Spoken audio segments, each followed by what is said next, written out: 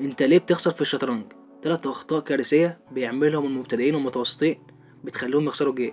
واول خطأ هو الطلوع بالبيادق بس وعدم انتشار القطع. انت بتطلع بالبيدق، خصمك بيرد عليك بالبيدق في الاي 5. انت بتطلع بالبيدق، هو بيبدأ يطور قطعه عليك. تيجي انت كمان طلع بالبيدق كمان مره، هو بيفرح قطعه.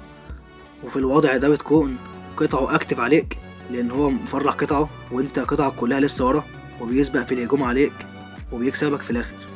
تمام. تاني غلطة وهي انك تطلع بالعساكر اللي حامية جنب بيت الملك. يعني هو مثلا طلع لك ببيدق ليه فوق، انت هترد عليه وتطلع بالبيدق بتاعك، هو هيرد عليك. تيجي انت طالع بالبيدق بتاعك، كده انت طلعت بالعساكر اللي جنب الملك، فكده هتاخد الشيك ميت وعملت اضعاف للملك بتاعك. فما ينفعش تطلع بالعساكر اللي في جنبية الملك فوق الجيم. تمام.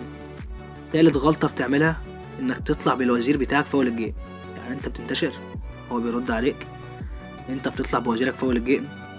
تمام. هنا انت بتخليه ان هو يفرح قطعه عليك، يعني يطلب وزيرك مثلا فانت ترجع بيه، هيجي هو كمان مفرح قطعه وطالب وزيرك، فهو بيفرح قطعه عليك. فبلاش تطلع بالوزير بتاعك فوق الجيم، واجل الوزير بيطلع في الاخر، او بيطلع بعد ما القطعة تبدأ تنتشر على اللوحة.